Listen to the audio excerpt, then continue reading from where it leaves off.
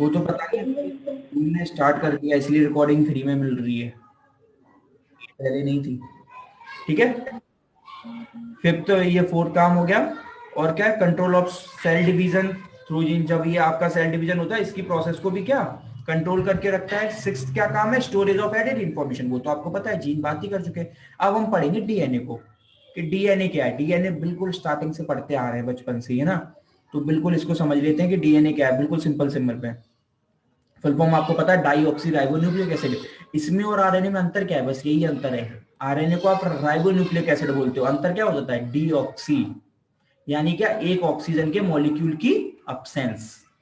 वो कहाँ होती है, वो क्लास 12th में आपने अच्छे से पढ़ी होगी, यहाँ वो इतनी आपके लिए डीप नहीं है। जब फिफ्थ वाले पे अगर आपको याद हो, फिफ्थ वाले जब फिफ्थ स्ट्रक्चर बनता है उस क्रोमोसोम पे पर्टिकुलर पे एक ऑक्सीजन की कमी हो जाती है, तब उसको बोलते हैं डाईऑक्सोरिबोन्यूक्लिक acid.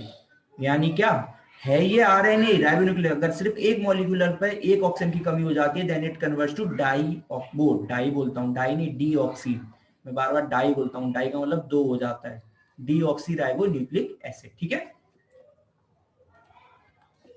deoxyribonucleic is a nucleic acid that carries, अब मैं जल्दी पढ़ रहा हूँ, genetic information to the officing of an organism. DNA forms the chemical basis of hereditary character. It contains, मैंने बताया था इसके अंदर आपके क्या होते हैं, जीन प्रेजेंट होते हैं. It contains the instruction for the synthesis of protein in the ribosome. और कैसे बनेगी प्रोटीन, मैंने आपको बताया था, डीएनए कन्वर्जन इनटू आरएनए और आरएनए कन्वर्जन इनटू प्रोटीन, तो यही इसके अंदर इंफॉर्मेशन होती है। ठीक है, और डीएनए मॉलिक्यूल का सबसे बड़ा पार्ट क्या है, जीन, जो आपकी सारी इंफॉर्मेशन लेके चल रहा है। ठीक है, डीएनए दो जगह प्रेजेंट होते हैं, एक तो आपका न्यूक्लियस में प्रेजेंट होता ही होता है, प्लस एक न्यूक्लियस के बाहर भी प्रेजेंट होता है, वो प्रेजेंट होता है दूसरा माइटोकॉन्ड्रिया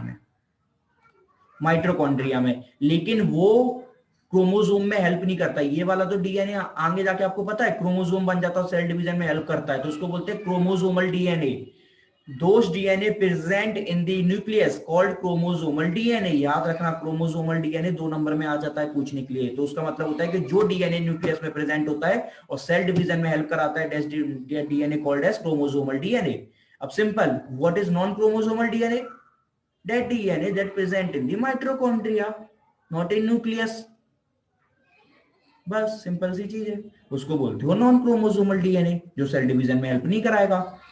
ठीक है, The DNA present in the nucleus is responsible क्या, फॉर्मेशन ऑफ आरएनए बताया था, और RNA regulates the synthesis of protein bye किसके थ्रू, राइबोसोम के थ्रू, क्योंकि ये आरएनए को बना देता है। और आरएनए में भी कौन सा पार्ट, एमआरएनए, तो मैसेंजर को भेजेगा यहाँ एमआरएनए, फिर टी से ट्रांसफर कराएगा और राइबोसोमल आरएनए से प्रोटीन बनवा देगा। RNA regulate the synthesis of protein bye ribosome. DNA mitochondria में प्रेजेंट होते हैं, जिसको बोलते हैं नॉन क्रोमोसोमल डीएनए। ये 2 नंबर में क्वेश्चन आ जाता है, डीएनए कभी पूरा नहीं आता, लेकिन नॉन क्रोमोसोमल डीएनए में पूछ लेते और हम यही नहीं बता पाते। ठीक है, डीएनए का स्ट्रक्चर कैसे होता है आपको पता है, प्यूरिन और पिरामिडिन, ये आपके 2 नाइट्रोजनस बेसेस होते हैं, यानी टोटल 4 नाइट्रोजन बेसेस होते हैं, इसमें 2 होते हैं प्यूरिन और 2 होते हैं पिरामिडिन। प्यूरिन क्या होता है, एजी, ये जी, यानी एडेनिन और क्या, गुआनिन, थाइमिन और साइटोसिन। इसमें आपका सिर्फ एक चेंज होता है तो वो आरएनए बन जाता है, कौन सा, यूरासिल एंड थाइमिन। थाइमिन अगर कन्वर्ट हो जाए किसमें, यूरासिल में, देन फिर हम उसको बोल देते हैं आरएनए, बाकी सब स्ट्रक्चर सेम रहता है। ठीक है, प्यूरिन, और ये किस तरीके से जुड़ते हैं, ये इस तरीके से जुड़ते हैं कि जो एडेनिन है ये जुड़ता है किससे, थाइमिन से, और साइटोसिन जुड़ता है गुआनिन से। अब मैंने उल्टा क्यों बोला, मैंने ये तो बोला कि एडेनिन थाइमिन से जुड़ता है, मैं ये भी तो बोल सकता था कि गुआनिन साइटोसिन से जुड़ता है, नहीं, साइटोसिन गुआनिन से जुड़ता है, याद रखना हमेशा। जुड़ने के भी क्या स्ट्रक्चर होते हैं, जो एडेनिन है वो जुड़ेगा जाके थाइमिन से, थाइमिन एडेनिन से नहीं जुड़ता, और साइटोसिन जुड़ता है गुआनिन से, गुआनिन साइटोसिन से नहीं जुड़ता। ठीक है, तो ये लिखा भी है, डीएनए डबल ऑक्सीराइबोन्यूक्लिक एसिड क्या, इट इज फॉर्म्ड बाय डाईऑक्सीराइबोस, और इसमें क्या क्या प्रेजेंट है वो ये आपको पता है, डाईऑक्सीराइबोस, फॉस्फोरिक एसिड और 4 टाइप्स ऑफ बेसिस, ये रहे आपके, ये 4 आपके बेस हैं। ठीक है, और ये आपको पता है each DNA molecule consist of 2 polynucleotide chain, जिसी को आप डबल हेलिक्स मॉडल बोलते हो, है ना। इसी तरीके से पॉलीन्यूक्लियोटाइड चेन होती है आपकी 2 की, इसी को आप बोलते हो क्या, डबल हेलिक्स मॉडल। और इन चेन्स में क्या क्या होता है, ये चेन्स किसकी बनी होती है, फॉर्म्ड बाय दी शुगर, और वो शुगर क्या है, डाइऑक्सो राइबोस और एंड फॉस्फेट। ये रहा बहुत प्यारा स्ट्रक्चर इसका डायग्राम, यहां से फटाफट देख लो, ये रही, ये आपके बने हुए हैं, ये डबल हेलिक्स मॉडल है, ये आपकी शुगर और फॉस्फेट, इनको मिलके बोलते हैं बैकबोन। बैकबोन क्यों बोलते हैं, क्योंकि इनसे ही आपके बेसिस जुड़े हुए हैं, अगर ये नहीं होंगे तो बेसिस नहीं होंगे, तो इनसे ही आपके बेसिस अटैच है, इसलिए इसको बोलते हैं बैकबोन। इनको, इनसे आपके ये बिल्कुल स्केलेटन बना रहे हो एक तरीके से, और फिर इनमें आपके अटैच है क्या, बेसिस। कैसे बेस जुड़े, the strand of DNA are arranged in such a way that both are bound by specific pair of basis. कैसे, बिल्कुल, adenine attach to the one strand binds specially with किससे, thymine से, of opposite strand. इसका मतलब क्या, इन्होंने ये बोला कि जो एडेनिन की एक स्ट्रैंड है वो थाइमिन की अपोजिट स्ट्रैंड से जुड़ी होती है। अगर मैं सपोज करो, अगर जैसे दो पोल होते हैं, साउथ पोल और नॉर्थ पोल, तो एडेनिन का जो साउथ पोल है वो थाइमिन के नॉर्थ पोल से जुड़ा होता है, यानी साउथ पोल को आप एंटीरियर बोलते हो। इस तरीके से, मैंने आपको साउथ नॉर्थ कुछ होता नहीं, मैं आपको बता रहा हूं इस तरीके से याद करने का, कि अगर आप मान लो दो पोल है, तो साउथ वाला इसके किससे, नॉर्थ से जुड़ा होगा, तो आप साउथ को यहाँ प्राइमरी कह रहे हो और नॉर्थ को सेकेंडरी, और जस्ट इसका उल्टा कर दो तो वो होता है साइटोसिन और ग्वानिन में। तो साइटोसिन में साइटोसिन का होगा साउथ और ग्वानिन का होगा नॉर्थ, उल्टा हो जाता है इसमें। क्या, they are bound by specific pair of the adenine of one strand bind specially with thymine of opposite strand, उसके अपोजिट का। सिमिलरली, अब यहां इसमें ग्वानिन नहीं लिखा, cytosine of one strand binds with the guanine of to the other strand, ठीक है। तो DNA form the component of chromosomes, वो एक कैरियर इंफॉर्मेशन लेके चलता है, हेरिडिटी इंफॉर्मेशन, और इस heredity information encoded in GNA is called genome. Genome क्या है, एक यूनिट है जिसको आप बोल देते हो, जो आपकी सारी इंफॉर्मेशन लेके चलता है उसको आप जीनोम बोल देते हो। Each DNA molecule divided into discrete units called jeans. DNA के अंदर ही बहुत सारे जीन्स प्रेजेंट होते हैं, और इन जीन्स में क्या आपकी इंफॉर्मेशन होती है, और जो कुछ भी प्रॉब्लम होती है, मैं स्टार्टिंग से बताते आ रहा हूँ कि इन्हीं के अंदर होती है। कोई भी म्यूटेशन होना है, कुछ भी होना है, सब कुछ जीन में ही तो होता है, हेरिडिटी, जीन म्यूटेशन, सब कुछ। ये मैं बिल्कुल अभी आपको स्टार्टिंग से पढ़ाते आ रहा था। तो जीन क्या है, the portion of DNA molecule that contains the message और code for the synthesis of specific protein, इसी के अंदर पर्टिकुलर प्रेजेंट है, वो इसमें लिखा हुआ है फॉर्म अमीनो से। इट लुक लाइक क्या, एक तरीके से बुक है जिसके अंदर सारी इंफॉर्मेशन कलेक्टेड है, किसके लिए, क्या हमें आगे जाके कौन सी प्रोटीन सिंथेसिस करानी है, यानी क्या कैरेक्टर्स जो है जो आपके आगे बच्चों में देने और आपको अपने अंदर रखने हैं। तो necessary for protein synthesis, gene is क्या considered as the basic hereditary unit of the cell, इसी के अंदर आपकी सारी इंफॉर्मेशन प्रेजेंट होती है, ठीक है। In the nucleotide of DNA, अब what is nucleotide of DNA, ये अगर ये मैंने पूरा मॉडल आपका देखा था, अगर इसमें सिर्फ एक उठा लूं मैं, एक स्ट्रक्चर, इस एक स्ट्रक्चर को बोलते हैं क्या, एक स्ट्रक्चर उठा लूं, इसको बोलते हैं पॉलीन्यूक्लियोटाइड। बहुत सारे, उस पॉलीन्यूक्लियोटाइड में अगर क्या मैं तीन स्ट्रक्चर, जिसमें एक मैं आपका बेस ले लूं, एक शुगर ले लूं, एक फॉस्फेट ग्रुप ले लूं, क्या कौन कौन सी चीजें, तीन, डीएनए तीन चीजों से ही बना है, स्टार्टिंग से पढ़ते आ रहे हैं, शुगर, फॉस्फेट ग्रुप और बेस। ये रहा पूरा डीएनए। इस डीएनए में पर्टिकुलर अगर मैं सिर्फ एक स्ट्रक्चर निकालूं, उसको बोलते हैं पॉलीन्यूक्लियोटाइड, क्योंकि इसमें बहुत सारे न्यूक्लियोटाइड हैं। तो फिर इसके ये रहा पूरा ये स्ट्रक्चर, इन्होंने खोल के दिखा दिया। अगर इस पूरे स्ट्रक्चर में मैं तीन चीजें उठाऊं, क्या, जिससे डीएनए बनता है, फॉस्फेट ग्रुप, शुगर एंड एक बेस, कोई भी, जैसे इसमें एडेनिन ले लिया, तो इसको मैं अलग करूंगा, तो इस पर्टिकुलर इनको बोलूंगा मैं न्यूक्लियोटाइड। यानी क्या, पॉलीन्यूक्लियोटाइड क्या है, अ चेन ऑफ न्यूक्लियोटाइड, और डीएनए क्या है, अ चेन ऑफ पॉलीन्यूक्लियोटाइड। बस यही तो चल रहा है। हम तब से करते क्या आ रहे हैं, डीप से डीप जाते जा रहे हैं, पहले एक के अंदर घुसे, फिर अंदर घुसे, तो कितने डीप हो गए, डीएनए के अंदर पॉलीन्यूक्लियोटाइड, फिर उसके अंदर भी चले गए न्यूक्लियोटाइड, और न्यूक्लियोटाइड के अंदर भी देख लिया कि तीन चीजें हैं, फॉस्फेट ग्रुप है, शुगर है, और एक बेस है कोई भी। और ये टोटल कितने, देखो तीन है, ऐसे अलग अलग इससे जुड़े होते हैं। जैसे एक आप इसको बोल दो, क्या ये एक बेस नहीं है, इसमें भी फॉस्फेट ग्रुप, शुगर है और थाइमीन है, क्या ये भी तो एक है, आप इसको बोल दो, इसको बोल सकते हो, एक फॉस्फेट ग्रुप, एक शुगर और एक बेस, आप इसको बोल सकते हो। बस तीन को आप उठा लोगे तो आप उनको एक न्यूक्लियोटाइड बोलते हो। एक फॉस्फेट ग्रुप, एक शुगर और एक बेस जुड़ के एक न्यूक्लियोटाइड बनाती है, सिंपल डेफिनेशन, और कुछ भी नहीं। ये इसमें लिखा हुआ है क्या, form amino acid look like का क्या, इन दी न्यूक्लियोटाइड ऑफ डीएनए। न्यूक्लियोटाइड मतलब वो तीन structure, 3 of successive base pair or together called a triplet or codon. Each codon forms code word जिसके अंदर सारी इंफॉर्मेशन होती है, ठीक है, और वो उसके अंदर वो इंफॉर्मेशन क्या, देयर आर 20 अमीनो एसिड्स जिसके अंदर आपकी सारी इंफॉर्मेशन है, क्योंकि आपको पता है अमीनो एसिड ही हैं जो आगे जाके प्रोटीन बनाएंगे, क्योंकि आप जो भी प्रोटीन खाते हो डैट वो किसमें टूटते हैं, अमीनो एसिड्स में ही टूटते हैं, ठीक है।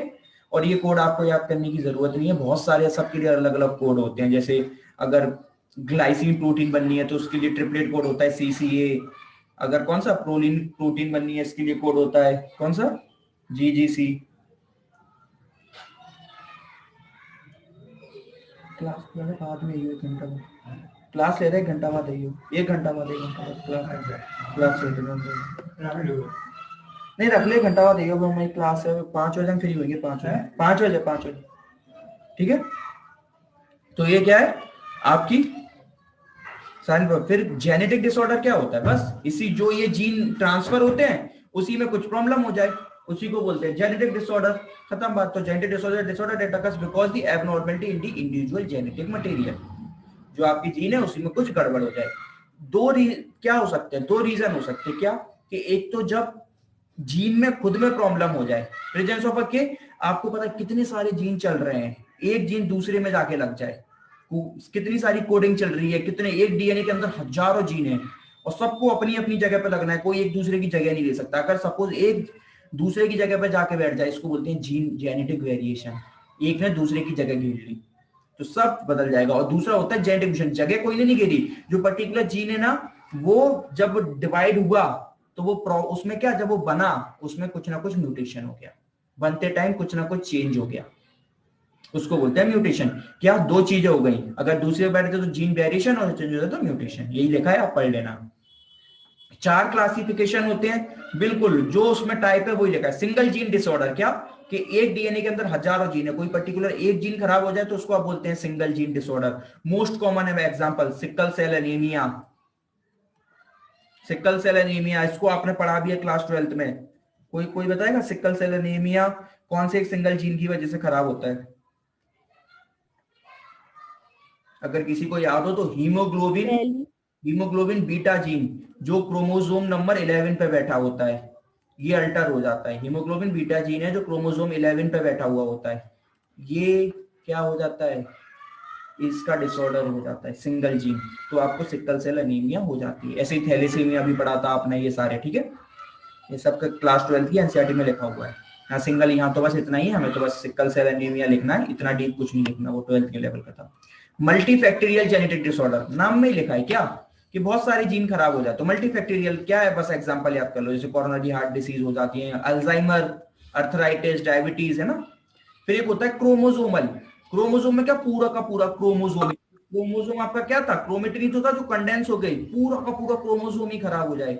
आपने बहुत सारे पढ़े होंगे क्रोमोसोमल डिसऑर्डर, कोई नाम बताएगा? 12th की पढ़े हैं, down syndrome, Turner syndrome, Klinefelter syndrome, ये सब क्रोमोसोम ही तो है। इसमें पूरा का पूरा क्या होता है, किसी में एक ऐड हो जाता है एक्स्ट्रा, किसी में एक में गायब हो जाता है, जिसको बोलते हैं मोनोसोमी। टर्नर सिंड्रोम क्या था, X0, जिसमें एक ही X रह जाता है और एक चला जाता है, इसको बोलते थे मोनोसोमी, ये एक ही रह गया, ये था टर्नर सिंड्रोम। एक होता था ट्राइसोमी, जिसमें क्या एक X एक्स्ट्रा, इसको बोलते थे ट्राइसोमी, वो किसमें था, डाउन सिंड्रोम। अब ये सब आपको क्लास 12 में, ये सब इसमें भी वही सब इसमें लिखा हुआ है। ये देखो क्रोमोसोमल डिसऑर्डर, ये इसमें क्या है आपके वही सब पूरे के पूरे क्रोमोसोम में चेंज हो जाए। न्यूमेरिकल में अगर आप देखेंगे तो मोनोसोमी यानी एक गायब हो जाए, एग्जांपल क्या है, टर्नर सिंड्रोम, एक बढ़ जाए, एग्जांपल क्या, डाउन सिंड्रोम, ठीक है। माइटोकॉन्ड्रियल डीएनए, यहां तो आपके पूरे डीएनए खराब हो जाए। माइटोकॉन्ड्रिया जो कौन सा वाला डीएनए, न्यूक्लियस के अंदर वाला नहीं, माइटोकॉन्ड्रिया के अंदर वाला, जो आपका क्या था, नॉन क्रोमोसोमल डीएनए, उसमें कुछ कमी हो जाए, ठीक है, तो बोलते हैं माइटोकॉन्ड्रियल डीएनए डिसऑर्डर। फिर बाकी आपका यहां से है आरएनए, और बताना था आरएनए सेम टू सेम, मैंने कहा वही है, बस क्या अंतर था, वहां थाइमिन की जगह यूरेसिल आ गया बस।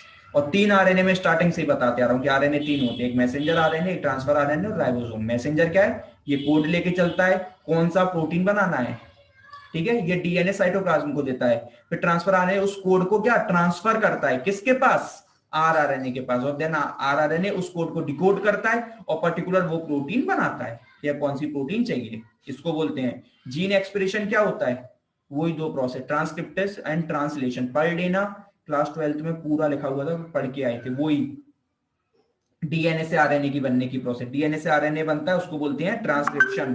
ट्रांसलेशन क्या होता है, ट्रांसलेशन क्या होता है कि आपका जो आरएनए है वो देन कन्वर्ट इनटू प्रोटीन, उसको बोलते हैं आप क्या, उसको आप बोलते हैं क्या, ट्रांसलेशन, ठीक है।